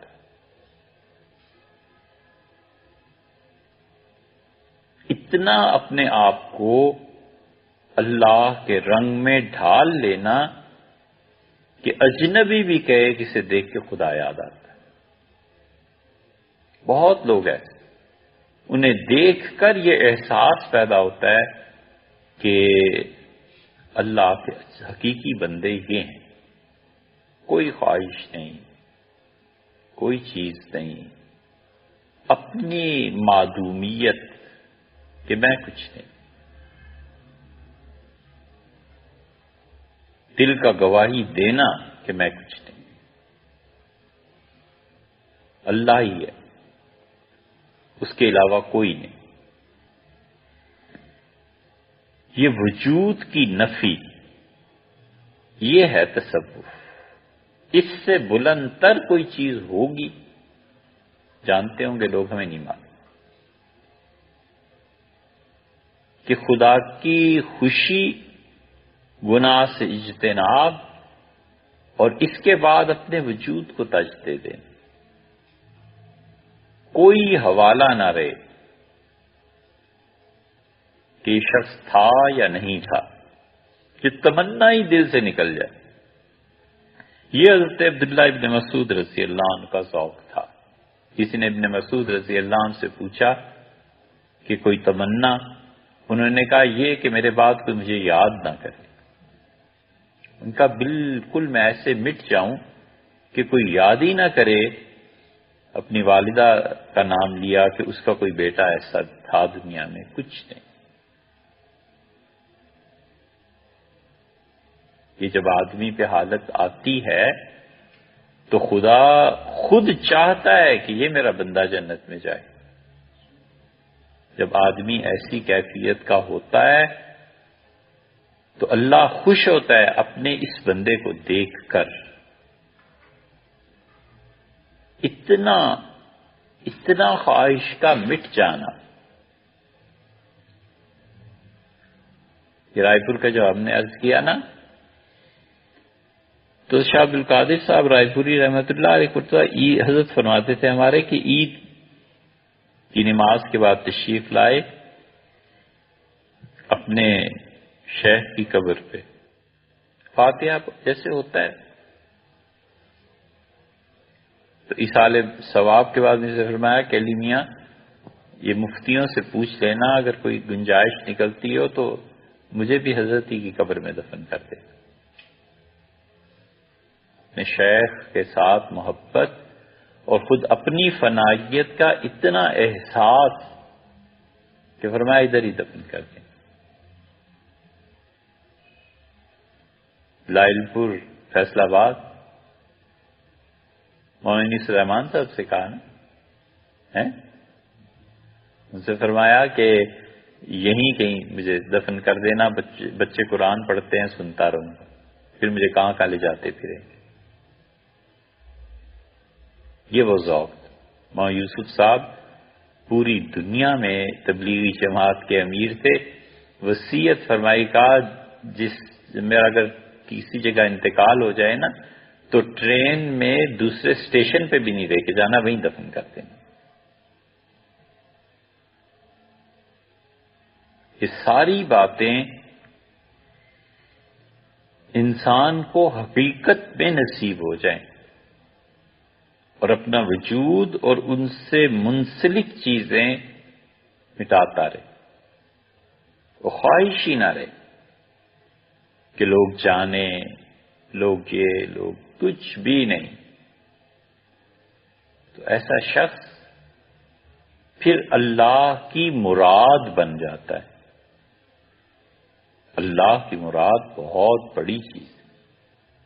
خدا خود چاہتا ہے، یہ ایسے ایسے لوگوں کی وجہ سے اللہ پہ رزق دیتا ہے، ایسے لوگوں کی وجہ سے پھر دنیا میں ہدایت پھیلتی ہے، ایسے لوگوں کی وجہ سے صدیوں ہدایت کے چراغ چلتے ہیں. سلطان بلبن ہندوستان کا ایسا بادشاہ تھا کہ مکہ مکرمہ میں حنفی، شافعی، حنبلی، مالکی 4 مدرسے کھلے ہوئے تھے اور سینکڑوں طلباء پڑھتے تھے. اور بلبن دلی میں بیٹھ کر اس مدرسے کو چلاتا تھا. تاریخ نہیں نہ پڑھی، اس لیے لوگ سمجھتے ہیں یہ تغلق، خلجی، خاندان غلامہ، مغل، یہ ایسے ہی معاذ اللہ آوارہ قسم کے لوگ تھے. ان میں سے ایک ایک آدمی ہیرا تھا، ایک ایک آدمی. کوئی ہم سے کہہ رہے تھے کہ امریکہ کیوں نہ فیصلے کرے، دنیا کا 35% GDP امریکہ دیتا ہے. ہم نے کہا جی ہاں بالکل. اور مغل اس لیے خراب تھے کہ وہ ہندوستان کا ایک پارلیمنٹیرین ہے، اس نے بڑی اچھی کتاب لکھی ہے. اس نے انگلینڈ جا کے تقریر بھی کی برطانیہ میں. اس نے کہا مغل پوری دنیا میں GDP 23% تھا، اور جب آپ چھوڑ کر آئے ہیں تو 4% رہ گیا. کسی نے تقریر کی وہاں، اور اسے کہا کہ برطانیہ نے ہندوستان میں یہ کیا، سڑکیں بنائیں، یہ کیا، یہ اچھے کام، ریل پٹڑی. اس نے کہا جی ہاں، ہمارے پیسے لے کے ہم ہی پہ ظلم کر کے اور ہمارے ہی خون سے یہ ساری چیزیں بنا کے اب آپ فخر کرتے ہیں. جب مغل تھے تو 23% GDP تھا، اور جب آپ چھوڑ کے آئے تو 4% رہ گیا. چپ ہو گئے گورے، جواب نہیں دے سکے.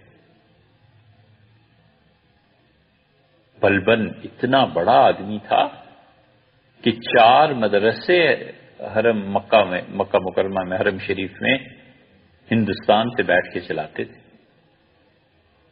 یہ تغلق، یہ بادشاہ تھے نا. اور اس کی جو اور لوگ بھی کیسے اچھے تھے. مولانا زاہد صاحب تھے دہلی میں، بلبن کو بڑا شوق تھا ان کے پیچھے نماز پڑھنے کا، اور انہیں جب پتہ چلتا تھا کہ بادشاہ وقت بلبن آ رہا ہے مسجد سے دوسری پہ چلے جاتے تھے، کہیں اور نماز پڑھتے.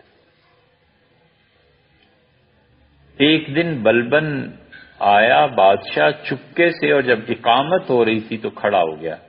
مولانا زاہد صاحب نے پیچھے مڑ کے دیکھا تو بادشاہ کھڑا تھا، تو مسلے سے ہٹ کے کہا میں نہیں پڑھاتا نماز. بادشاہ نے کہا آخر مسئلہ کیا ہے؟ انہوں نے کہا تم کیا چاہتے ہو، میں شرک کروں؟ اب تو میں سوچتا ہوں اللہ کے لیے رکوع کر رہا ہوں اور سجدہ کر رہا ہوں، پھر نماز میں سوچوں گا کہ بادشاہ سلامت ناراض نہ ہو، پتہ نہیں سجدہ لمبا ہو گیا ہے کہ چھوٹا رہ گیا ہے، کہ رکوع لمبا ہو گیا ہے کہ چھوٹا رہ گیا ہے. تو اللہ کی خوشی کی بجائے میں تمہاری خوشی کو نماز پڑھاؤں گا، تو یہ شرک نہیں ہے تو اور کیا ہے؟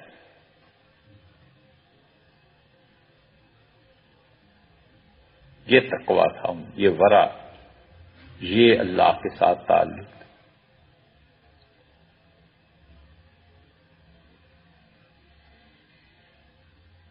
بلبن کو اصل دھچکا لگا اس کے بیٹے شہزادہ محمد کے انتقال پہ. ابھی بھی ان کا مزار موجود ہے دیپال پور میں. ہم ایک وقت گئے تھے، لوگوں کا تاریخ ورثہ حکومتوں کو پتہ ہی نہیں ہے. دیپال پور میں ابھی بھی ان کا مزار ہے.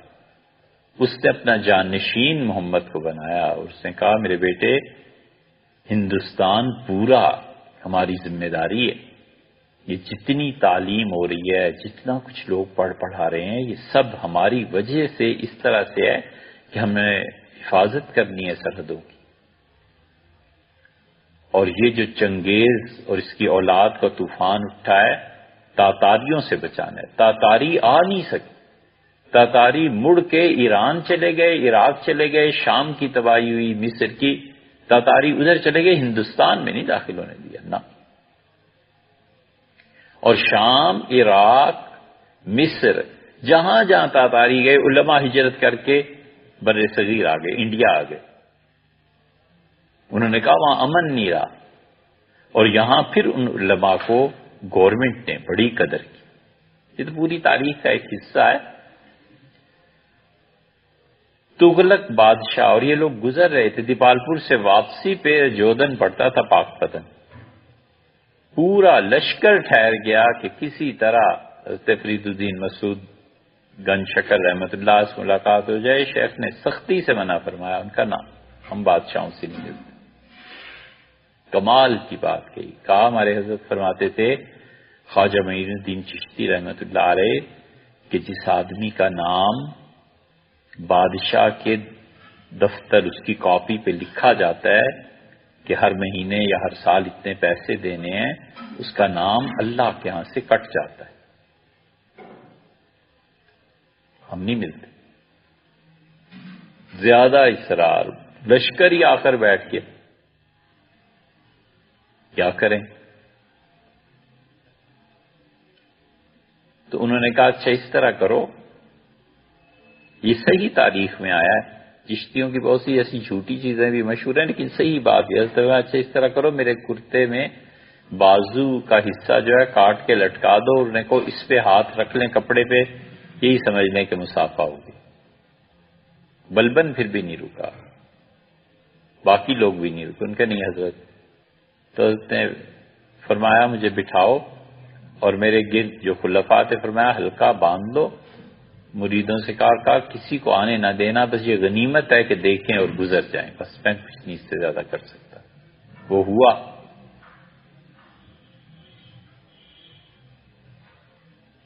بادشاہ نے سونے اور چاندی کی بوریاں، اس زمانے میں سکے ایسے ہی تھے نا، ساتھ لا کے رکھ دی. اور شیخ نے فرمایا پلیٹ لاؤ، کوئی ڈش، بڑا ایک برتن منگوایا اور اس میں ڈال کے اس طرح تقسیم کر دی لوگوں کو جیسے کوئی چیز ہی نہیں. جو غریب جو آدمی آیا ہر ایک کو دیتے رہے. بادشاہ دیکھ کر آخر پہ اس نے 16 گاؤں خانقاہ کے نام پہ وقف کیے کہ حضرت یہ لکھا ہے 16 گاؤں ہیں. کوئی چیز رہی نہیں تھی. ایک ہندو آیا روتا ہوا. کیا بات ہے؟ اس نے کہا حضرت بیٹی کی شادی ہے، دینے کو کچھ ہے نہیں. تو 16 گاؤں کا وہ پروانہ اس کو دیا. فرمایا یہ تم لے لو، اب پچھڑا نہیں کیا کرے. 2 اور 4 کنال زمین پہ لوگ مر جاتے ہیں. مولوی مسجد میں پریشان ہو جاتا ہے کہ کہیں کوئی اور نہ آ جائے. یہ ہے اپنے آپ کو حقیقت میں مٹا دینا کہ ہوئی کچھ نہیں. اسی لیے یہ اثر تھا ان کا اتنا شدید. خواجہ صابر کلیری رحمۃ اللہ علیہ میں آیا. خواجہ صابر کلیری رحمۃ اللہ علیہ کے متعلق ایک صفحہ نہیں ملتا، ایک صفحہ. ہمیں 35 سال سے زیادہ ہو گئے شاہ عبد القادر محدث دہلوی اور ان کا یہ ڈھونڈتے ہوئے کہ یار کسی کتاب میں ذکر تو ملے نا، آخر تھے کیا، پیدا کہاں ہوئے، کیا رشتہ تھا، کیا، کچھ نہیں. شاہ عبد الحق صاحب رحمۃ اللہ نے بس ایک جگہ لکھا ہے اخبار الاخیار میں، اور بھی حاشیے میں 1-2 جملے کہ کلیر میں ایک صابر بزرگ ہیں، وہ رہتے ہیں، اور میرے والد نے کہا کہ وہ خدا کے نیک بندے ہیں. بس چھٹی، کوئی تذکرہ نہیں، کوئی ذکر نہیں. اور وہ اتنے بڑے آدمی تھے کہ ان کا سلسلہ اب تک جاری ہے. یہ جتنے دیوبندی ہیں، تھانوی ہیں وغیرہ وغیرہ رحمہ اللہ، یہ سب چشتی صابری تو ہیں. یہ حضرت صابر کلیری رحمۃ اللہ علیہ کا سلسلہ ہے جو اب تک چل رہا ہے. اور وہ مٹے، اتنے مٹے کہ کوئی جانتا ہی نہیں کہ کوئی آدمی ہے بھی یا نہیں، تاریخ ہی نہیں محفوظ کر سکے. یہ ہے وہ بات جو ہم نے آپ سے عرض کی کہ جب آدمی اس درجے تک پہنچ جاتا ہے نا، پھر اللہ اس کی وجہ سے لوگوں کو رزق دیتا ہے، پھر اس کی وجہ سے ہدایت پھیلتی ہے، پھر اس کی وجہ سے لوگوں کے دلوں میں تبدیلی آتی ہے. بس ہے نا.